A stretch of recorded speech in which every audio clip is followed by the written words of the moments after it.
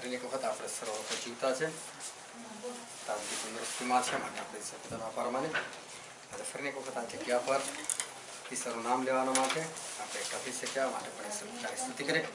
હા, આપણે ઈશ્વર પિતાના વચન તરફ છે અને બાઇબલની અંદર નવા કરાર વિભાગમાં માથીની લખેલી સુવાર્તા 16મો અધ્યાય. નવા કરારમાં માથીની લખેલી સુવાર્તા 16મો અધ્યાય આપણે વાંચીશું. તેની 21મી ક્રમથી લઈને 28મી ક્રમ સુધી. માથી 16, 21 થી 28. ત્યારથી માંડીને ઈસુ પોતાના શિષ્યોને જણાવવા લાગ્યો કે હું યરૂશાલેમમાં જાઉં ને વડીલો તથા મુખ્ય યાજકો તથા શાસ્ત્રીઓને હાથે ઘણું બેઠું ને મારે જાઉં ને ત્રીજે દહાડે પાછો ઉઠું એ જરૂરી છે. ત્યારે પિતા તેને એક કાંકરી લઈ જઈને તેને ઠપકો દેવા લાગ્યો ને કહ્યું કે અરે પ્રભુ, એ તારાથી દૂર રહે, એવું તને કદી થશે નહીં. પણ તેણે પાછા ફરીને પિતાને કહ્યું કે અરે શૈતાન, મારી પછાડે જા, તું મને ઠોકરું જ છે, કેમ કે દેવની વાતો પર નહીં પણ માણસની વાતો પર તું ચિત્ત લગાડે છે. પછી ઈસુએ પોતાના શિષ્યોને કહ્યું કે જો કોઈ મારી પાછળ આવવા ચાહે તો તેણે પોતાનો નકાર કરો ને પોતાનો વધારતા ઉચકીને મારી પાછળ આવવું. કેમ કે જે કોઈ પોતાનો જીવ બચાવવા ચાહે છે તે તેને ખોશે, પણ જે કોઈ મારી રીતે પોતાનો જીવ ખોશે તે તેને બચાવશે. કેમ કે જો માણસ આખું જગત મેળવે ને પોતાના જીવની હાનિ પામે તો તેને શું લાભ થશે? અથવા માણસ પોતાના જીવને બદલે શું આપશે? કેમ કે માણસનો દીકરો પોતાના બાપના મહિમાએ પોતાના દૂતો શુદ્ધ આવશે, ત્યારે તે પ્રત્યેકને તેના કામ પ્રમાણે બદલો ભરી આપશે. હું તમને ખચિત કહું છું કે અહીં જેઓ ઊભા છે તેઓમાંના કેટલાક એવા છે કે માણસના દીકરાને તેના રાજ્યમાં આવતો દેખશે ત્યાં સુધી મરણ પામશે જ નહીં. ઈશ્વર પિતાનું વાંચન વચન આપણા માટે પુષ્કળ આશીર્વાદિત છે અને ઈશ્વર પિતાનું વચન સત્ય છે અને બાઇબલનું વચન કહે છે કે તમે સત્ય જાણશો અને સત્ય તમને મુક્ત કરશે. હાલેલુયા. આવો ધ્યાનથી આજે ફરીને એકવાર ઈશ્વર વચન સાંભળે, કારણ કે આજે ફરીને એકવાર ઈશ્વર આપણા દરેકની સાથે એમના વચનથી એ વાત કરનાર છે. કારણ કે જ્યારે પણ આપણે વચન જોઈએ છે ત્યારે ઈશ્વર બોલે છે અને આપણે દરેક જણ એ વચનો એટલા માટે સાંભળે છે કારણ કે આપણને અનંત જીવન એ આપણને જોઈએ છે. કારણ કે આપણા ઈશ્વર અનંત જીવન આપનાર એ મહાન ઈશ્વર છે. આપણા ઈશ્વર એ તો દયાળુ દેવ છે અને આપણા ઈશ્વર જે છે તો એ અદ્ભુત ઈશ્વર છે. આપણા ઈશ્વર એ તો પરાક્રમી છે. જે ઈશ્વર છે, જે જીવતા દેવ છે, જે ત્રીજા આસમાન પર બેઠેલા છે, એ તો સર્વજ્ઞાની છે અને તો સર્વવ્યાપી એવા અદ્ભુત ઈશ્વર છે. અને ઈશ્વરે આપણે જાણીએ છીએ એમ ઈશ્વરે 6 દિવસની અંદર આ સૃષ્ટિનું સર્જન કર્યું અને એમાં 6ઠા દિવસે સૌથી છેલ્લે એમણે માણસને બનાવ્યું અને પ્રભુએ માણસને બનાવ્યું અને માણસને એમણે પોતાના માટે બનાવ્યું અને માણસને ઈશ્વરે પોતાના સ્વરૂપ અને પોતાની પ્રતિમા પ્રમાણે બનાવ્યું. અને જે માણસ જે છે એને ઈશ્વરે પોતાની સાથે સંગતિમાં રહેવાના માટે ઈશ્વરે માણસને ઉત્પન્ન કર્યું. માણસને જો ઈશ્વરે ઉત્પન્ન કરેલું છે તો ઈશ્વર એ દરેક પ્રકારની જવાબદારીથી એ બંધેલા છે માણસની સાથે. કારણ કે જ્યારે માતા પિતા હોય અને એમનું બાળક હોય તો એ બાળકનું પૂરું કરવાની જે જવાબદારી જે છે એ માતા પિતાને બની જાય છે. એના માટે જ્યારે ઈશ્વરે માણસને ઉત્પન્ન કરેલું છે, ઈશ્વરે માણસને બનાવેલું છે, તો ઈશ્વર જે છે એમની ઉપર આ જવાબદારી છે અને ઈશ્વર એ માણસોનું એ અત્યાર સુધી પૂરું કરતા આવેલા છે. જો આપણે દુનિયામાં ચારે તરફ નજર ફેરવીએ તો રોજે રોજ માણસની વસ્તી વધતી જાય છે અને રોજે રોજ ખેતર જે છે ઓછા થતા જાય છે. ખેતરો ઓછા થવું અને માણસનું વધુ. ખેતર ઓછા થાય તો અનાજ ઓછું પાકે, માણસ વધે તો અનાજ વધારે જોઈએ. પરંતુ આટલા વર્ષો થયા ઢગલો ખેતરો ઓછા થઈ ગયા, પરંતુ આજે પણ માણસ ભૂખી નથી રહેતો. હા, એના કામને કારણે ભૂખ્યો રહી શકે, પરંતુ ઈશ્વરના અનાજને કારણે નહીં. કારણ કે ઈશ્વરે આખી પૃથ્વી પર એટલું અનાજ મૂકેલું છે કે માણસ જે છે એ બિનદાસથી એને ખાઈ શકે. એ મેળવી ના શકતો એ વસ્તુ અલગ છે, પરંતુ ઈશ્વરે તો માણસનું પૂરું કરવાના માટે એ અનાજ જે છે એ ભરપૂરીપણામાં ઈશ્વરે તો આપેલું છે. કારણ કે ઈશ્વર જે છે એ માણસનું પૂરું કરનાર છે અને એમની ઉપર એ જવાબદારી છે અને માટે ઈશ્વર હંમેશા એ જવાબદારી જે છે એ નિભાવતા આવેલા છે. અને માટે જ્યારે આપણે બાઇબલની અંદર ભણવા છે તો બાઇબલમાં પણ એ જ વસ્તુ લખેલી છે કે ઈશ્વરે આપણી જવાબદારીઓ એમણે પોતાના માથા પર લીધેલી છે અને જવાબદારી ઈશ્વર એ નિભાવે છે. અને માંથી લખેલી સુવાર્તામાં લખેલું છે તેનો 11મો અધ્યાય અને તેની 28મી કલમ. ઓ વૈતરું કરનારો તથા ભારથી લદાયેલાઓ, તમે સગડા મારી પાસે આવો ને હું તમને વિસામો આપીશ. હા, પ્રભુ શું બહુ સ્પષ્ટ કહે છે, અવૈતરું કરનારાઓ તથા ભારથી લદાયેલાઓ, તમે સગડા મારી પાસે આવો અને હું તમને વિસામો આપીશ. આ પ્રભુ સામેથી કીધું છે, એમની જવાબદારી છે. તો પ્રભુ શું સામેથી કહે છે કે અવૈતરું કરનારાઓ તથા ભારથી લદાયેલાઓ, તમે સગડા મારી પાસે આવો અને હું તમને વિસામો આપીશ. એવું પ્રભુ બહુ સ્પષ્ટ એમના લોકોને કહે છે. આ મારી જવાબદારીમાં છે અને માટે અવૈતરું કરનારા છો તમે આવો. તમે કશા બોજની અંદર દબાયેલા છો તમે મારી પાસે આવો. અને પ્રભુ એવું કહે છે કે હું તમને આરામ આપીશ. માણસને આરામ આપવાની જવાબદારી એમણે સામે ચાલી ઉઠાવેલી છે અને પ્રભુ કહે છે હું તમને આરામ આપીશ. ફરી આગળ વાંચીએ તો લખેલું છે યોહાનની લખેલી સુવાર્તા 14મો અધ્યાય અને 27મી કલમ. હું તમને શાંતિ આપીને જાઉં છું, મારી શાંતિ હું તમને આપું છું. જેમ જગત આપે છે તેમ હું તમને આપતો નથી. તમારા હૃદયોને વ્યાકુળ થવા ન દો અને બીવા પણ ન દો. પ્રભુ શું કહે છે? હું શાંતિ આપીને જાઉં છું, હું તમને મારી શાંતિ આપું છું. પ્રભુ શું આપણને એમની શાંતિ આપે છે. તો એમને જવાબદારી લીધેલી છે કે માણસને મેં ઉત્પન્ન કર્યું છે તો મારે એનો બોજો હલકો કરવો પડશે. મેં એને આ પૃથ્વી પર મૂકેલો છે તો એને જે વૈતરું કરે છે એમાંથી મારે રાહત આપવી પડશે, મારે એને વિસામો આપવો પડશે. અને પ્રભુ આપી રહ્યા છે.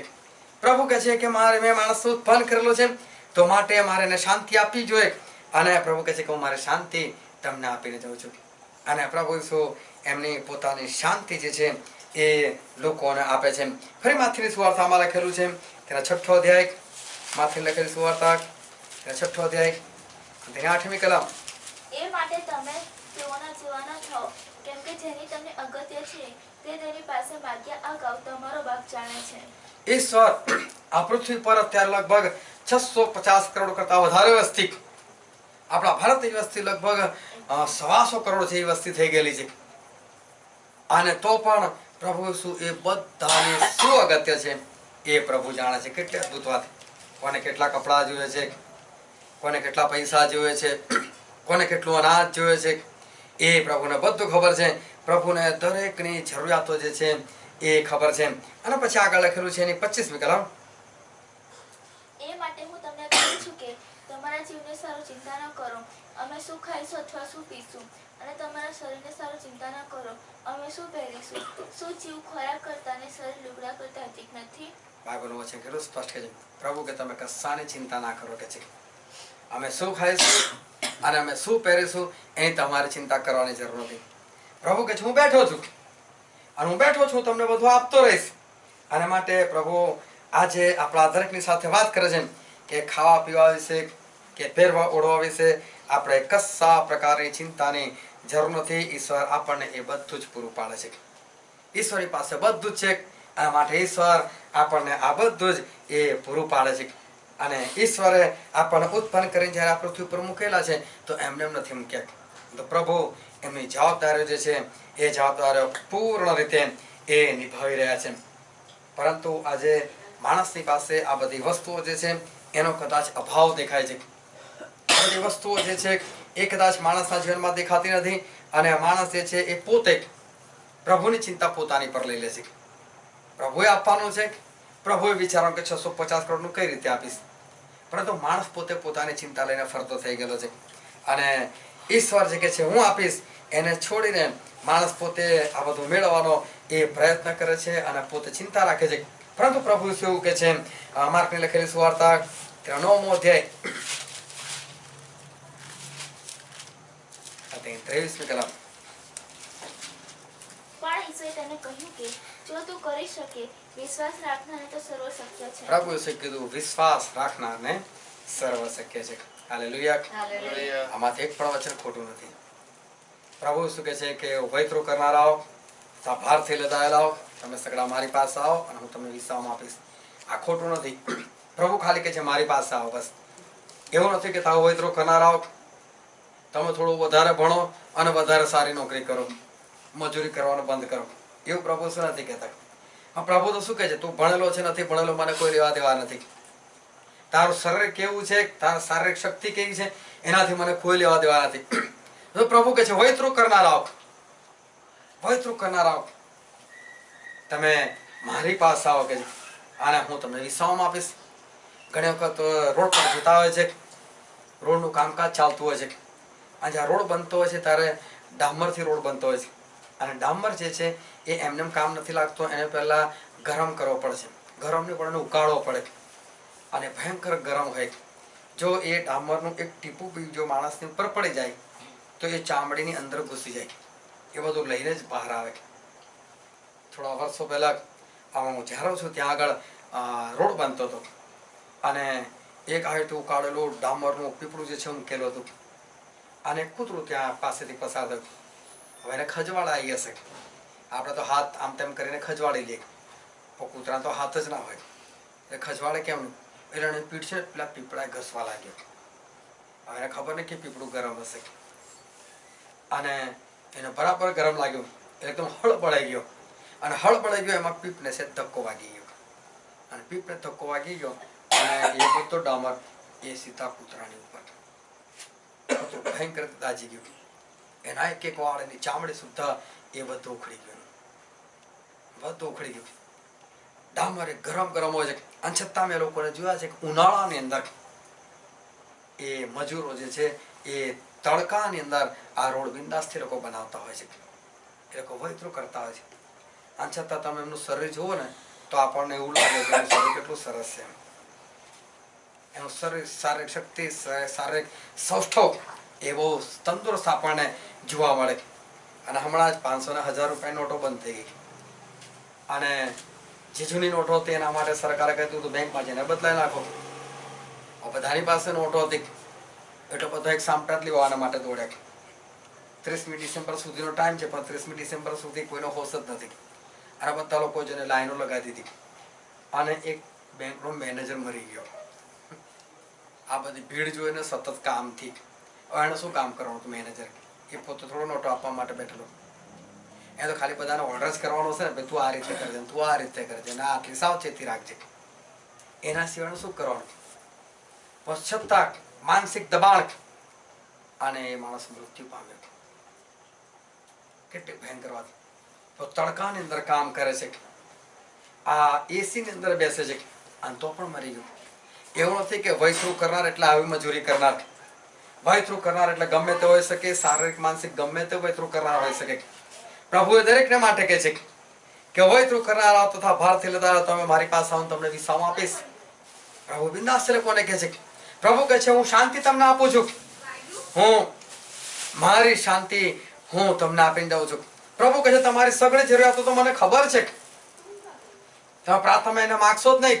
તમે કશાની ચિંતા ના કરો કે હું શું ખાઈશ ને શું પહેરીશ. એ તો બધું તમારા આકાશમાંનો બાપ તમારું પૂરું કરશે. એ તો કાગડાઓનું પૂરું કરે, તમારું પૂરું નહીં કરે. અને પ્રભુ કહે છે કે આ બધું થઈ શકે એમ છે, ફક્ત વિશ્વાસ રાખો તો આ બધું શક્ય છે. હાલેલુયા. પ્રભુ એવું નથી કહેતા કે તમે નોકરી કરશો તો શક્ય છે. પ્રભુ એ નથી કહેતા કે તમે કોઈ જગ્યાએ મજૂરી કરવા જશો તો આ શક્ય છે. પ્રભુ એ નથી કહેતા કે તમે ખેતરમાં કામ કરવા જશો તો આ બધું શક્ય છે. પરંતુ પ્રભુ તો કહે છે ખાલી તમે મારી પર વિશ્વાસ રાખો તો આ બધી વસ્તુ શક્ય છે. હું આરામ આપી શકું છું, હું શાંતિ આપી શકું છું. તમારે શરીરની જે જરૂરિયાતો છે હું જાણું છું. બસ ફક્ત તમે મારી પર વિશ્વાસ રાખો તો વિશ્વાસ રાખનારા માટે આ બધું સંભવ છે, આ બધું શક્ય છે. પરંતુ આજે આ બધું માનનારા કેટલા લોકો આજે આ બધી વસ્તુઓ જે છે એ માને છે કે હા પ્રભુ આપણને આ વિસામો આપી શકે છે, હા પ્રભુ એમની શાંતિ આપણને આપી શકે છે, હા પ્રભુ આપણી દરેક શારીરિક જરૂરિયાતો જે છે એ જાણે છે, હા પ્રભુ આપણી ચિંતા રાખે છે, અને પ્રભુ પહેરવા ઓઢવાની ને ખાવા પીવાની એ દરેક વસ્તુ એ આજે પૂરું પાડે છે. આજે કેટલા લોકો જે છે એ વાંચે છે ખરા, પરંતુ એમાંથી કેટલા લોકો એવા કે જે લોકો આ વસ્તુ જે છે એ માને છે. અત્યારે તો જમાનો જ કંઈક આધુનિક છે, જમાનો જ આધુનિક છે. એક વાર કોઈની સાથે વાત કરી અને એમણે સામેથી સવાલ કર્યો, શું પ્રભુ તમને તમારા ઘરે બેસીને તમને ખાવાનું પૂરું પાડી શકે છે, તમને ભરેલી થાળી તમને આપી શકે છે? અને ભાઈ કીધું હા. એલિયાને નતું ખવડાયું કે કાગડાએ.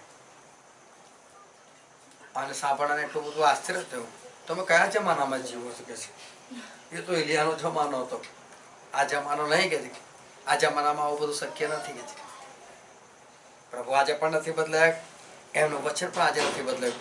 ભલે આધુનિક જમાનો હોય, અત્યારે જમાનો જે છે આધુનિક થઈ ગયેલો છે, અને અત્યારે મોટી મોટી શોધો એ દુનિયાની અંદર એ થઈ ગયેલી છે. સાથે સાથે ઇન્ટરનેટ, આ ફલાણો ઢીકણો, અને પુષ્કળતાની અંદર અત્યારે તમે જુઓ તો દુનિયા જે છે એકદમ જ એ એડવાન્સ બની ગઈ છે. એટલી બધી એડવાન્સ બની ગયેલી છે કે અત્યારે પતિ અને પત્ની બે જણા જો ઘરમાં હોય ને, અને તમે જો ઘરની અંદર જાઓ ને, તો બે જણા મોબાઈલ લઈને જ બેઠેલા હોય, આમ જ ચાલતો હોય, આંગળી આમ મારશે ને આમ મારશે. એ બે જણા એકબીજા સાથે વાતચીત નહીં કરતા હોય, અને બાય ચાન્સ કરશે ને તો બી ધ્યાન તો પેલા મોબાઈલની અંદર જ, અને એની અંદર જ બધું ચાલતું હશે. એટલો આધુનિક જમાનો થઈ ગયેલો છે. મિત્રો 4-5 મિત્રો મળી રોડ પર તમે કદી જોજો 4-5 મિત્રો બેઠેલા હશે તો એ મોબાઈલ લઈને જ આમ તેમ કરતા હશે. એ કોઈ વાતચીત તો કશું નહીં, ખાલી લોકો સાથે બેઠા હશે બસ. એટલો બધો જમાનો જે છે એ જમાનો અત્યારે એ આધુનિક થઈ ગયેલો છે. અને ચારે તરફ જુઓ તો મોબાઈલ ને ઇન્ટરનેટ ને આવી બધી વસ્તુ. અત્યારે તો ઘણી વખત ખાલી વાતચીત ચાલતી હોય, આવી ઘટના બનેલી છે. અને એટલામાં તો બીજી સેકન્ડે પર નેટ પર જોઈને કહી દે સાચું છે કે ખોટું, બની ગયું છે કે નથી બની ગયું. તાત્કાલિક જ ખબર પડી જાય. અમેરિકામાં આવું કંઈક થયું, ભલે ને અફવા આવી હોય, અને તો ખાલી વાત તો થાય છે કે અમેરિકામાં આવું થયું, તો નેટ ખોલીને જોઈ લે કે આવું થયું છે, અને ખબર પડી આવું કશું નથી થયું ત્યાં ગાડી. આ તો ખાલી અફવા ઉડેલી છે. અને એટલો બધો જમાનો જે છે એ આગળ વધી ગયેલો છે, અને નવી નવી શોધો, નવી નવી સુવિધાઓ જે છે એ રોજે રોજ એ વધતી ગયેલી છે. અને માણસો પણ જે છે એ એની અંદર એ લોકો ફસાઈ ગયેલા છે. અને માટે માણસનો આજે જે વિશ્વાસ હોવો જોઈએ, એ વિશ્વાસ એ પ્રભુ પર જે રહેવો જોઈએ, પ્રભુના વચનો પર જે વિશ્વાસ રહેવો જોઈએ, એ આજે વિશ્વાસ આજે લોકોના જીવનની અંદર એ દેખાતો નથી. પરંતુ પ્રભુ તો કે છે કે વૈથું કરનારાઓ, તમે મારી પાસે આવો અને હું તમને વિશ્રામ આપીશ. આજે માણસો પણ આગળ વધવાને માટે દુનિયા પ્રમાણે, વાતાવરણ પ્રમાણે, દુનિયાની શોધખોળ પ્રમાણે, આધુનિકતા પ્રમાણે માણસો પણ આગળ વધવાના માટે એ પોતાનો દિમાગ દોડાવે છે. એક વખત હું સફર કરી રહેલો હતો, અને સફર કરનારા બીજા યાત્રીઓ પણ સાથે એ બસની અંદર બેઠેલા હતા. એ લોકોની વાતો મને સંભળાતી હતી, અને બધા જોવાના લગભગ 25 થી 30 વર્ષની વયના લોકો હતા. અને એ લોકો બધા સારું ભણતર ધરાવનાર અને સારી જોબ કરનાર એ લોકો હતા. અને એ લોકોને જે વાત કરતા હતા, એ વાતનો સાર કંઈક આ પ્રમાણે હતો: નોકરી કરવાની, અને આપણે નોકરી કરીને તો વર્ષની અંદર આપણો પગાર વધીને કેટલો વધે કે છે, એટલે 6-8 મહિના નોકરી કરવાની, અને 15,000 પગાર છે, બીજી જગ્યાએ એપ્લિકેશન કરી દેવાની, અને બીજી જગ્યાએ એપ્લિકેશન કરી દેવાની, અને પછી એ લોકો બોલાતો સીધું કહેવાનું કે મારો 15,000 પગાર છે, તમે 16-17 આપશો તો મારે નથી આવું, એટલો તો મારા આમે થઈ જવાનો છે 2 મહિના પછી, પણ તમે મને 20 થી વધારે આપવાના હોય તો હું આવું. અને પેલાને પણ જરૂર છે, સીધો એનો પગાર જે 1-2 હજાર વધવાનો હોય એ ત્યાં આગળ સીધો 5-6 હજાર વધી જાય. ફરી ત્યાં 7-8 મહિના નોકરી કરો, અને ફરી પાછી બીજી કંપની એવી શોધી લો કે જેને એવા વ્યક્તિની જરૂર છે. હવે એને કહેવામાં આવે કે મારો 20 છે, તું મને 25 આપવાનો થાવ, બાકી 21-22 તો મારો અહીં પણ થઈ જશે. અને એવી રીતે કે છે 1.5-2 વર્ષની અંદર 3-4 નોકરી બદલીને પછી ત્યાં સ્થાયી થઈ જવાનું. કારણ કે એના પછી વધારે બદલે તો પછી પેલા લોકોને બી લાગે લફડા માણસ એના વાને નથી લેવા, તો 6-6 મહિને નોકરી બદલે છે. એટલે 3-4 નોકરી બદલીને પછી આપણે સ્થિર થઈ જવાનું એક જગ્યા પર. પણ દર વખતે 4 વખત આવી રીતે નોકરી બદલે તો 20,000 એનો પગાર વધારો થઈ જાય. 15 તો એના પહેલા જ હતા, સીધો 35-40 પર પહોંચી જાય. માણસ બી એવા દિમાગ લગાવે છે પોતાને આગળ વધારવા માટે, આધુનિક જમાનાની અંદર એ ટકી રહેવા માટે. અને બાળકો પણ મોટા થઈને એ સારી જગ્યા પર રહી શકે એના માટે પહેલેથી સારી સ્કૂલ, મોંઘી સ્કૂલ, મોંઘા ટ્યુશનો અને એવી રીતે એને સારું ભણતર જે છે એ સારું ભણતર એને આપવાનો પ્રયત્ન કરે છે. ધ્યાનથી સર્વવચન સમજો. પરંતુ થાય છે શું?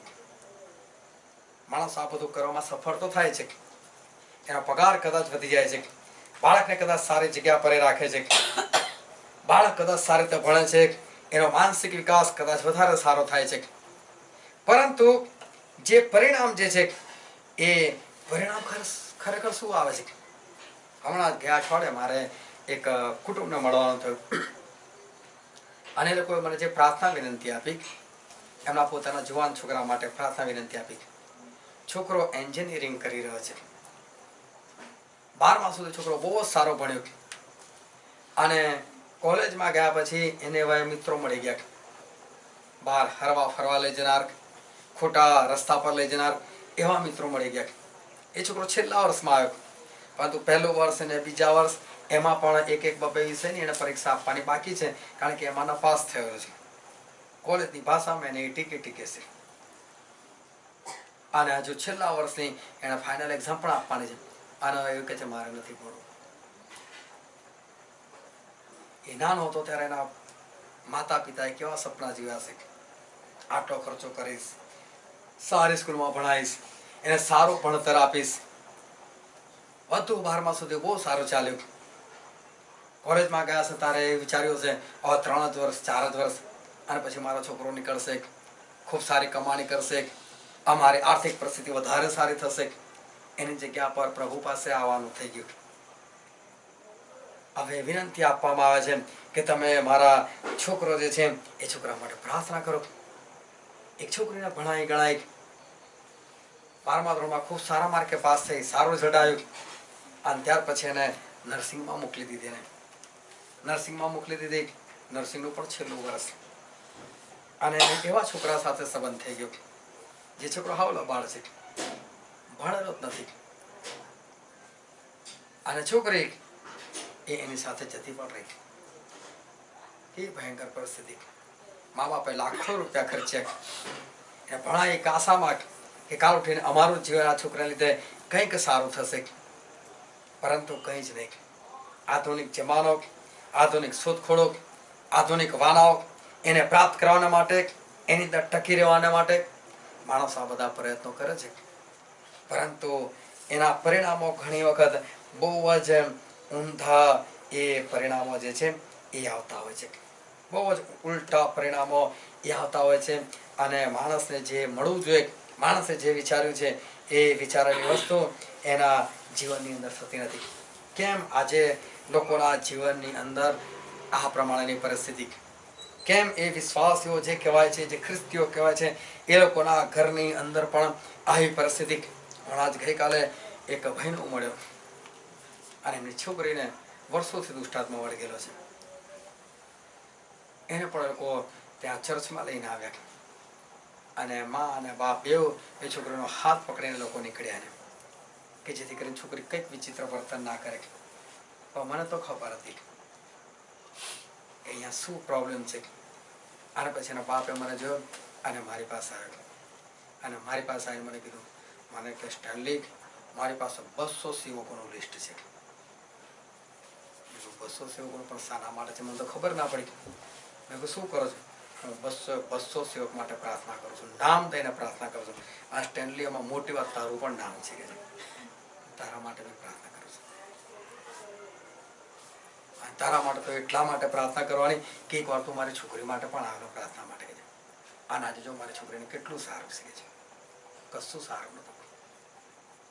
એને માતા પિતા પકડીને લઈને આવેલા હતા. એ કંઈક વિચિત્ર વર્તન ના કરે એના માટે એને પકડી રાખેલું. મને કહેજો આજે મારી છોકરી સામેથી કીધું કે હું ચર્ચમાં જવા આવવા તૈયાર છું અને કે ચર્ચમાં એ છોકરી કયા ભ્રમણાની અંદર જીવે છે. છોકરી માટે બધું બહુ કર્યું, બહુ પૈસો ખર્ચેલો હતો. અત્યારે છોકરી 30 વર્ષની ઉંમરની આસપાસ છે.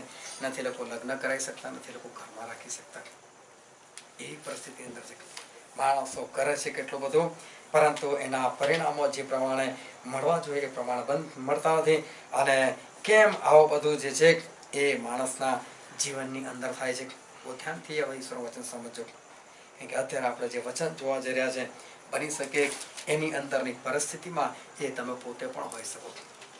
બની શકે એ તમારા જીવનને એ લાગુ પડતું હોય. એનું એક કારણ તો એ છે કે માણસો આજે આવી બધી પરિસ્થિતિની અંદર ફસાય છે. એનું એક કારણ તો એ છે કે માણસની પાસે આજે દેવ નથી રહ્યા.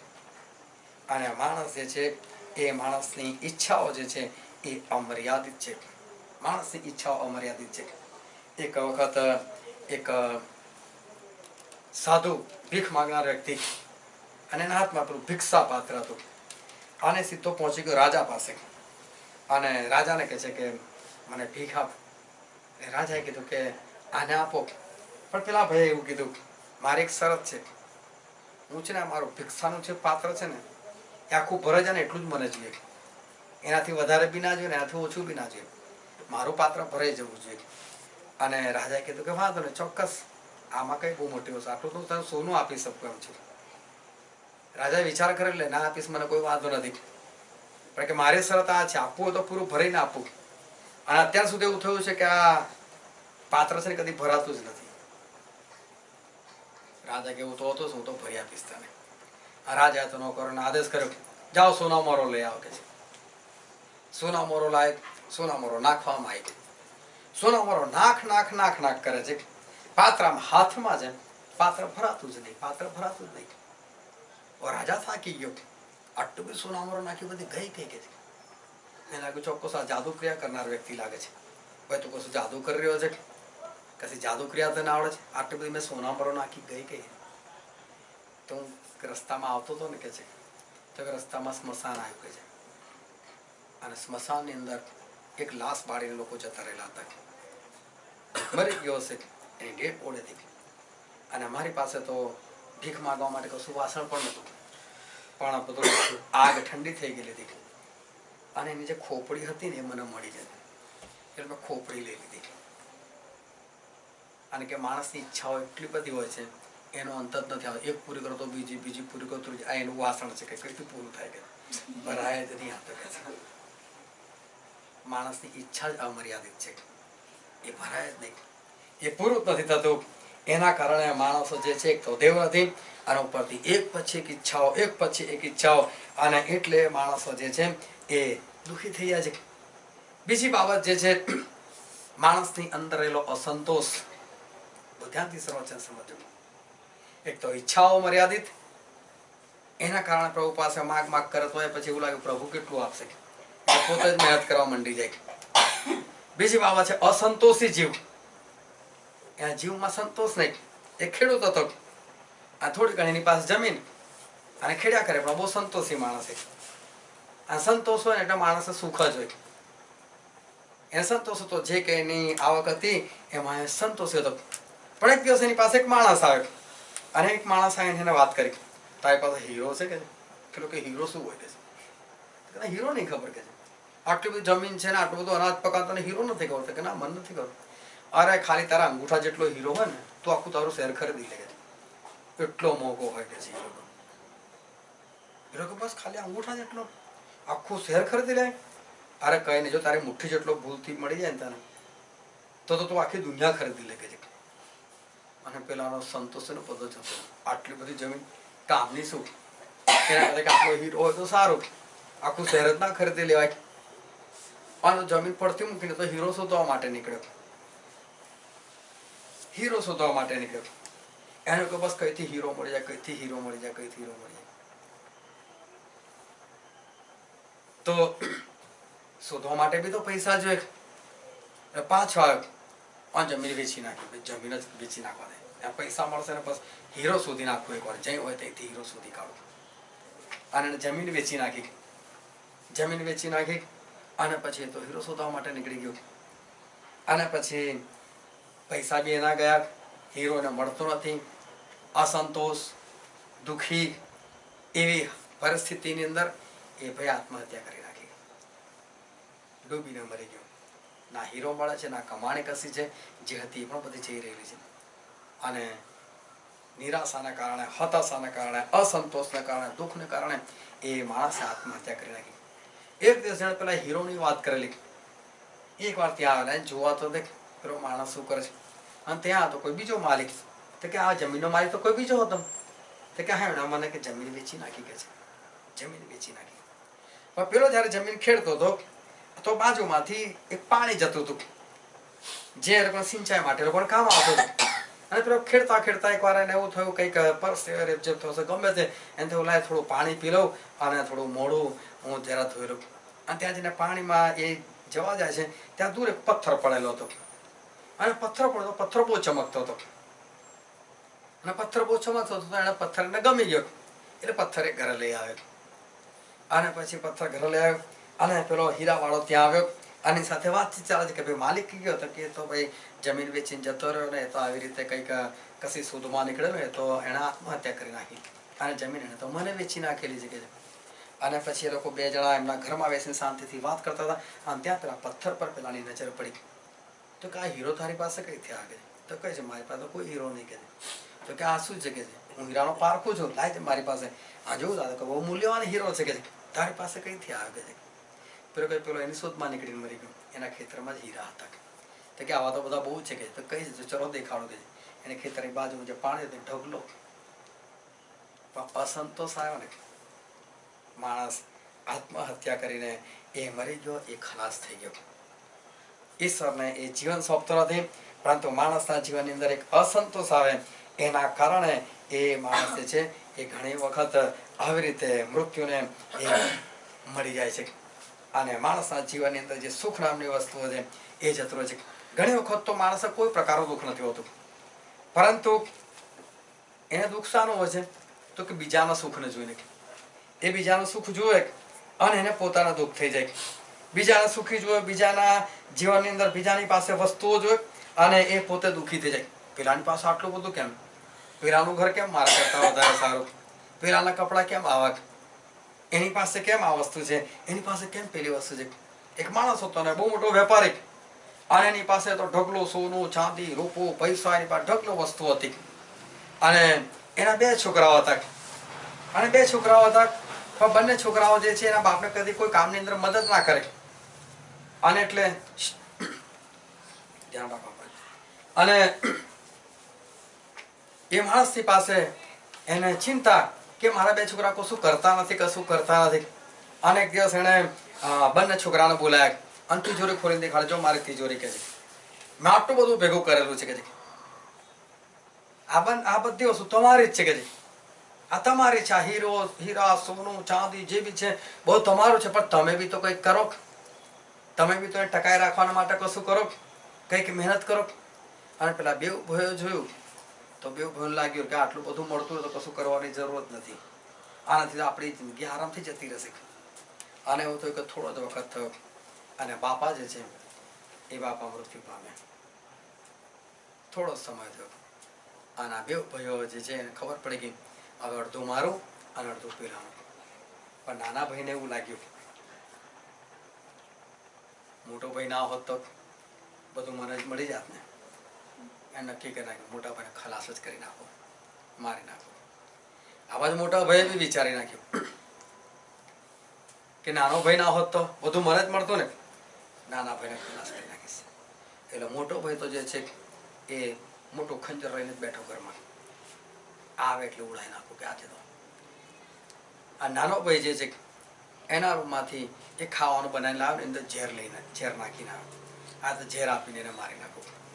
હવે નાનો ભાઈ ખાવાનું લઈને આવ્યો અને આ બાજુ ખાવાનું મૂકેલો, મોટા ભાઈ ખાવ, અને મોટો ભાઈ તો લાગ જોઈને જ બેઠેલો, એને ચાકુ મારી નાખ્યો પેલાને. નાનો ભાઈ મરી ગયો અને પછી ખાવાનું ખાવા માટે બેઠો. અંદર ઝેર હતું, બેવ ખલાસ થઈ ગયા. બેવને મળતું હતું, મફતમાં મળતું હતું, બેવની આખી જિંદગી નીકળી જતી હતી. પણ બેવને એવું પેલાના પાસે આટલું બધું જશે, પેલાની પાસે આટલું જશે, બીજાના સુખથી પોતે દુઃખી. અને એ લોકોને કશું જ એ લોકોને મળ્યું નહીં, એ લોકોના હાથની અંદર જે છે એ કશું આવ્યું નહીં. ઘણી વખત તો માણસ એટલા માટે દુઃખી છે કારણ કે પોતે પોતાની ભૂલ માનવા જ તૈયાર નથી. ગમે તેવી ભૂલો કરતો હોય, ગમે તેવું એનામાં અધૂરા પણ હોય, પરંતુ એ સ્વીકાર કરવા જ એ તૈયાર નહીં, એ માનવા જ તૈયાર નહીં.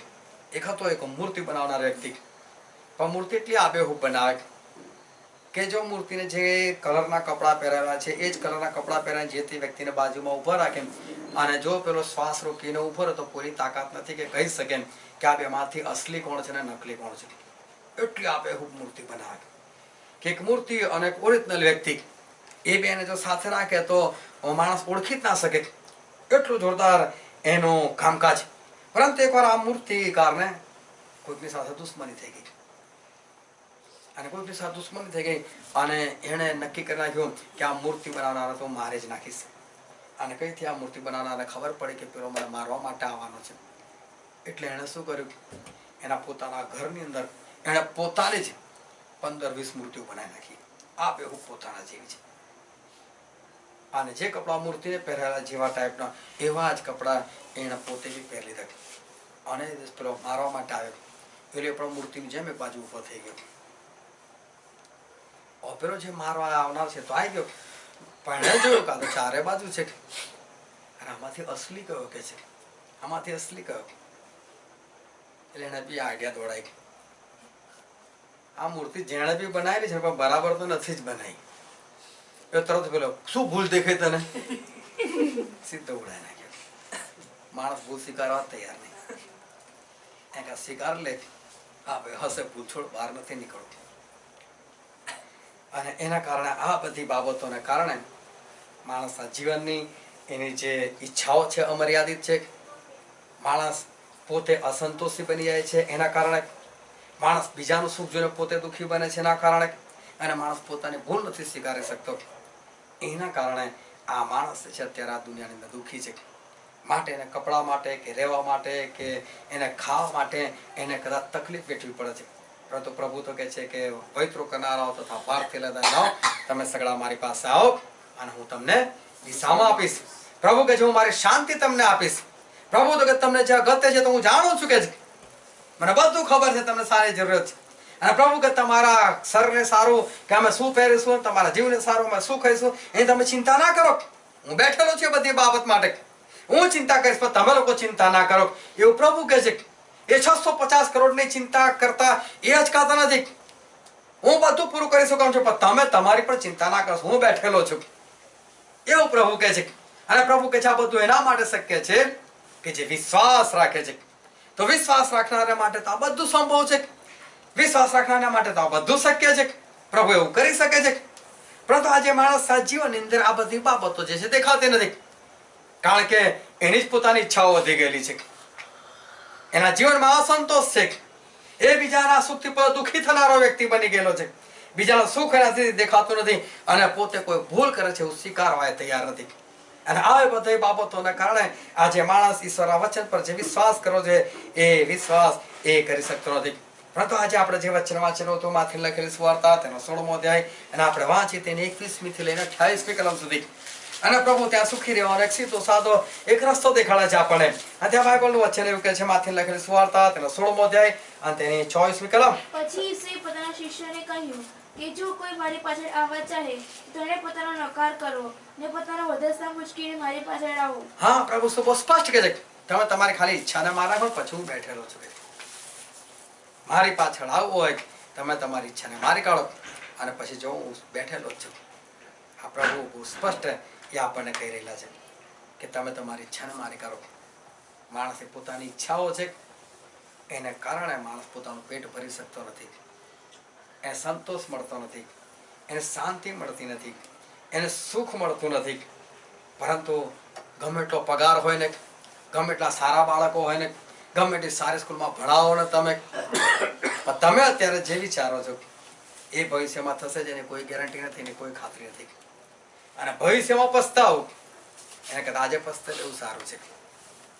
આજે પોતાની બધી ઈચ્છાઓ મારીને પ્રભુને ખરા અર્થમાં જો સોંપાઈ જાય તો આ બધું જે છે એ ઈશ્વર પૂરું કરનાર છે. કારણ કે ઈશ્વર કહે છે હું તને વિશ્રામ આપીશ. ઈશ્વર કહે છે હું તને મારી શાંતિ આપીશ. ઈશ્વર કે તારી અગત્યતા હું જાણું છું. પ્રભુ ઈશ્વર કહે છે કે તું ચિંતા ના કર, હું તારી ચિંતા કરવા માટે બેઠો છું. બસ તું ખાલી વિશ્વાસ કર. આપણે પ્રભુ ઉપર વિશ્વાસ એવો કરીએ કે આ બધી વસ્તુ આપણા જીવનમાં પરિપૂર્ણ થાય.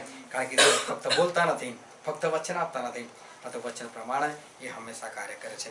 આવા આપણે આંખોને બંધ કરે અને આપણા મસ્તકો એ જીવતા દેખો ખજૂરો મનમાં કે જે રાજાવાળા રાજા છે અને જે પ્રભુના પ્રભુ છે, જે આપણને પુષ્કળ પ્રેમ કરે છે.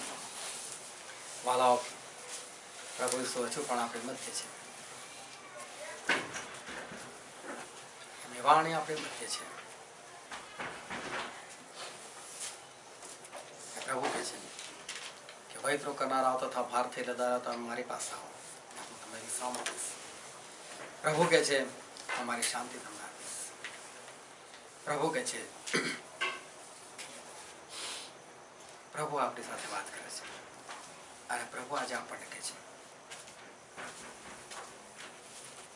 તમારી અગત્યતા હું જાણું છું. પ્રભુ કહે છે તમારા શરીરને સારો ચિંતા ના કરો કે અમે શું પહેરીશું, તમારા જીવને સારો ચિંતા ના કરો કે અમે શું ખાઈશું. પ્રભુ કહે છે મારી જવાબદારી છે, હું કરીશ. પ્રભુ કહે છે મારી પાછળ આવો, પોતાની દરેક ઈચ્છાનો નકાર કરીને મારી પાસે આવો. વિશ્વાસ રાખનારને તો સર્વ શક્ય છે. આનો સમય છે કે આપણે પોતાની જાતને તપાસીએ.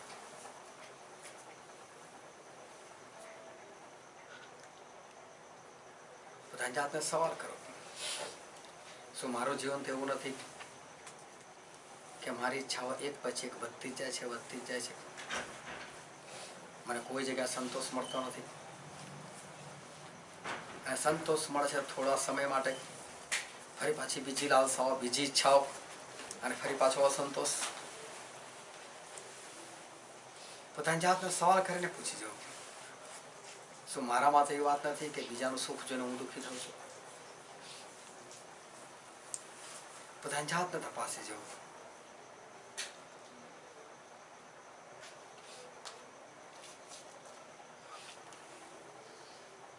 જો તમારા હાથમાં આજે કોઈ પણ બાબતની અંદર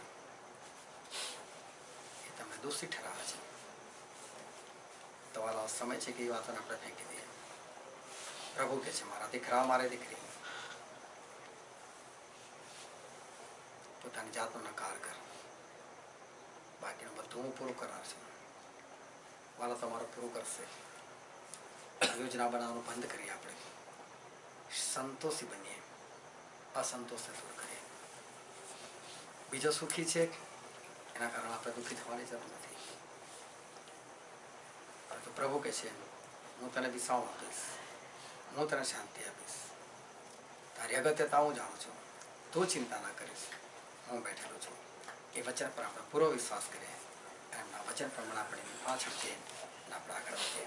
આ વચન સમજવા માટે, ગ્રહણ કરવા માટે અને પ્રમાણે ચાલવા માટે પ્રભુ ઈસુ ખ્રિસ્તની કૃપા આપણા દરેક પર થાવ.